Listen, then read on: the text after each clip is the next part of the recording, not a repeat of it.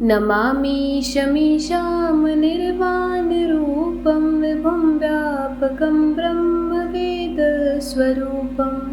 हर हर महादेव। आप सभी श्रोताओं को मेरा नमस्कार। प्रिय श्रोताओं, आइए अब सुनते हैं श्रावण मास महात्म कथा का 5वां अध्याय। श्रावण मास महात्म कथा के 5वें अध्याय में भगवान शिव बोले, हे सनत कुमार, करोड़ पार्थिव लिंगों के महात्म तथा पुण्य का वर्णन नहीं किया जा सकता। जब एकमात्र लिंग का महात्म्य नहीं कहा जा सकता तो फिर करोड़ लिंगों के विषय में कहना ही क्या है।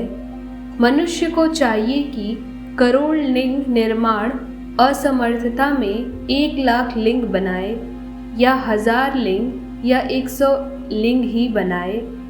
यहाँ तक कि एक लिंग बनाने से भी मेरी सन्निधि मिल जाती है। षडाक्षर मंत्र से 16 उपचारों के द्वारा भक्तिपूर्ण मन से भगवान शिव की पूजा करनी चाहिए। ग्रह यज्ञ के साथ उद्यापन करना चाहिए। उसके बाद होम करना चाहिए और ब्राह्मणों को भोजन कराना चाहिए। हे सनत कुमार, इस अनुष्ठान को करने वाले की अकाल मृत्यु नहीं होगी। यह व्रत बांझपन को दूर करने वाला, सभी विपत्तियों का नाश करने वाला तथा सभी संपत्तियों की वृद्धि करने वाला है। मृत्यु के पश्चात वह मनुष्य कल्प पर्यंत मेरे समीप कैलाश वास करता है।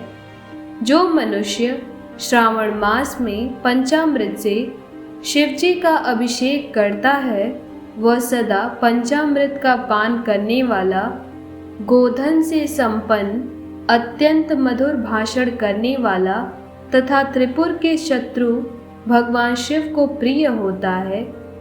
जो इस मास में अनुदान व्रत करने वाला तथा हविष्यान ग्रहण करने वाला होता है, वह व्रीहि आदि सभी प्रकार के धान्यों का अक्षय निधि स्वरूप हो जाता है।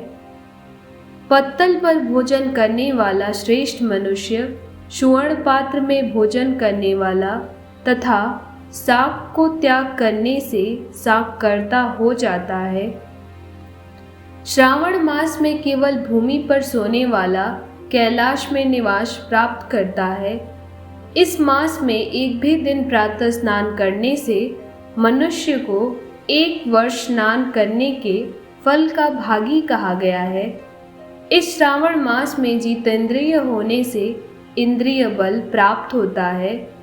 इस मास में स्फटिक, पाषाण, मृत्तिका, मरकत मणि, पीठी, धातु, चंदन, नवनीत आदि से निर्मित अथवा अन्य किसी भी शिवलिंग में, साथ ही किसी स्वयं आविर्भूत न हुए लिंग में श्रेष्ठ पूजा करने वाला मनुष्य सैकड़ों ब्रह्म हत्या को भस्म कर डालता है। किसी तीर्थ क्षेत्र में सूर्य ग्रहण या चंद्र ग्रहण के अवसर पर 1,00,000 जप से जो सिद्धि होती है, वह इस श्रावण मास में एक बार के जप से ही हो जाती है। अंत समय में जो 1000 नमस्कार और प्रदक्षिणाएं की जाती हैं, उनका जो फल होता है वह इस श्रावण मास में एक बार करने से ही प्राप्त हो जाता है। मुझको प्रिय इस श्रावण मास में वेद पारायण करने पर सभी वेद मंत्रों की पूर्ण रूप से सिद्धि हो जाती है। श्रद्धा युक्त होकर इस मास में 1000 बार पुरुषोक्त का पाठ करना चाहिए अथवा कलयुग में उसका 4 गुना पाठ करना चाहिए अथवा वर्ण संख्या का 100 गुना पाठ करना चाहिए अथवा वह करने में असमर्थ हो तो आलस्यहीन होकर मात्र 100 पाठ करने चाहिए। ऐसा करने वाला मनुष्य ब्रह्म हत्या आदि पापों से मुक्त हो जाता है। इसमें कोई संदेह नहीं है। गुरु पत्नी के साथ संसर्गजन्य पाप के लिए यही महान प्रायश्चित है। इसके समान पुण्यप्रद, पवित्र तथा पापनाशक कुछ भी नहीं है। पुरुष सूक्त के जप के बिना इस मास में एक भी दिन व्यतीत नहीं करना चाहिए। जो मनुष्य इस फल को अर्थवाद कहता है वह नरकगामी होता है। इस महीने में समिथा, चारू, तिल और घृत से गृह यज्ञ होम करना चाहिए।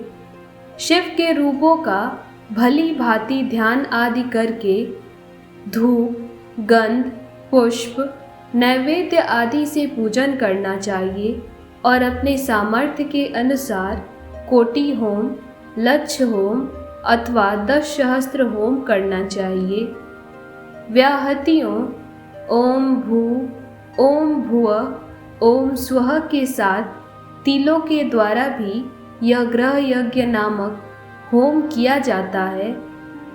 हे सनत कुमार, इसके बाद अब मैं वारों के व्रतों का वर्णन करूंगा, आप ध्यान पूर्वक सुनिए। हे अनक, उनमें सर्वप्रथम मैं आपको रविवार का व्रत बताऊंगा। इस संबंध में लोग एक प्राचीन इतिहास को कहते हैं। प्रतिष्ठानपुर में सुकर्मा नामक एक द्विज था।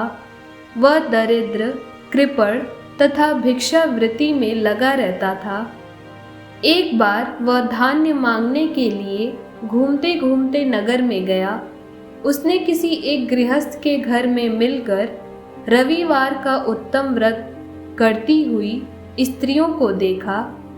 तब उन्हें देखकर वे स्त्रियां परस्पर कहने लगी कि इस पूजा विधि को शीघ्रता पूर्वक छिपा लो।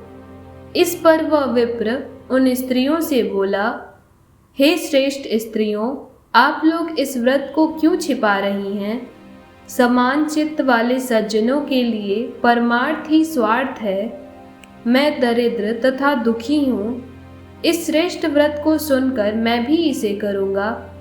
अतः आप लोग इस व्रत का विधान और फल अवश्य बताइए। तब द्विज के पूछने पर स्त्रियां बोली, हे द्विज, इस व्रत के करने में आप उन्माद तथा प्रमाद करेंगे अथवा भूल जाएंगे अथवा इसके प्रति अभक्ति या अनास्था रख लेंगे। अतः आपको यह व्रत कैसे बताएं? उनकी यह बात सुनकर उनमें से जो एक प्रौढ़ा स्त्री थी वह उस ब्राह्मण से व्रत तथा व्रत की विधि बताने लगी। हे ब्राह्मण, श्रावण मास के शुक्ल पक्ष के प्रथम रविवार को मौन होकर उठ करके शीतल जल से स्नान करें। उसके बाद अपना नित्य कर्म संपन्न करके, हे ब्राह्मण, श्रावण मास के शुक्ल पक्ष के प्रथम रविवार को मौन होकर उठ करके शीतल जल से स्नान करें। उसके बाद अपना नित्य कर्म संपन्न करके पान के एक शुभ दल पर रक्त चंदन से सूर्य के समान पूर्ण गोलाकार 12 परिधियों वाला सुंदर मंडल बनाएं। उस मंडल में रक्त चंदन से संज्ञा सहित सूर्य का पूजन करें। उसके बाद घुटनों के बल भूमि पर झुककर 12 मंडल पर अलग अलग रक्त चंदन तथा जपा कुसुम से मिश्रित अर्घ श्रद्धा भक्ति पूर्वक सूर्य को विधिवत प्रदान करें और लाल अक्षत, जपा कुसुम तथा अन्य उपचारों से पूजन करें। उसके बाद मिश्री से युक्त नारियल के बीज का नैवेद्य अर्पित करके आदित्य मंत्रों से सूर्य की स्तुति करें और श्रेष्ठ 12 मंत्रों से 12 नमस्कार तथा प्रदक्षिणाएं करें। उसके बाद 6 तंतुओं से बनाए गए सूत्र में 6 ग्रंथियां बनाकर देवेश सूर्य को अर्पण करके उसे अपने गले में बांधें और पुनः 12 फलों से युक्त वायन ब्राह्मण को प्रदान करें। इस व्रत की विधि को किसी के सामने नहीं सुनना चाहिए। हे विप्र, इस विधि से व्रत के किए जाने पर धनहीन व्यक्ति धन प्राप्त करता है, पुत्रहीन पुत्र प्राप्त करता है, कोढ़ी कोढ़ से मुक्त हो जाता है, बंधन में पड़ा व्यक्ति बंधन से छूट जाता है, रोगी व्यक्ति रोग से मुक्त हो जाता है। हे विपेंद्र, अधिक कहने से क्या प्रयोजन। साधक जिस जिस अभिष्ट की कामना करता है वह इस व्रत के प्रभाव से उसे मिल जाता है। इस प्रकार श्रावण के 4 रविवारों और कभी कभी 5 रविवारों में इस व्रत को करना चाहिए। इसके बाद व्रत की संपूर्णता के लिए उद्यापन करना चाहिए। हे विपेंद्र, आप भी इसी प्रकार करें, इससे आपकी सभी कामनाओं की सिद्धि हो जाएगी। उसके बाद उन पतिव्रताओं को नमस्कार करके वह ब्राह्मण अपने घर आ गया। उसने जैसा सुना था उसी विधि से उस संपूर्ण व्रत को किया और अपनी दोनों पुत्रियों को भी वह विधि सुनाई। उस व्रत के सुनाने मात्र से शिवजी के दर्शन से तथा उनके पूजन के प्रभाव से वे कन्याएं देवांगनाओं के सदृश हो गईं। उसी समय से उस ब्राह्मण के घर में लक्ष्मी ने प्रवेश किया और वह अनेक उपायों तथा निमित्तों से धनवान हो गया। किसी दिन उस नगर के राजा ने ब्राह्मण के घर से होकर राजमार्ग से जाते समय खिड़की में कड़ी उन दोनों सुंदर तथा अनुपमेय कन्याओं को देख लिया। तीनों लोकों में कमल, चंद्रमा आदि जो भी सुंदर वस्तुएं हैं उन्हें वे दोनों कन्याएं अपने शरीर के अवयवों से तिरस्कृत कर रही थीं। उन्हें देखकर राजा मोहित हो गए और क्षण भर के लिए वहीं खड़े हो गए। ब्राह्मण को शीघ्र बुलाकर उन्होंने दोनों कन्याओं को मांग लिया। हे मुनि, महान ऐश्वर्य देने वाले इस व्रत को मैंने आपसे कह दिया। हे विधि नंदन, जिस व्रत के श्रवण मात्र से मनुष्य सभी मनोरथों को प्राप्त कर लेता है, उसके अनुष्ठान करने के फल का वर्णन कैसे किया जाए। प्रिय श्रोताओं, इस प्रकार श्री स्कंद पुराण के अंतर्गत ईश्वर सनत कुमार संवाद में श्रावण मास महात्म्य में प्रकीर्णक नाना व्रत, रविवार व्रत आदि कथन नामक 5वां अध्याय पूर्ण हुआ। प्रेम से बोलिए उमापति महादेव की जय। हर हर महादेव।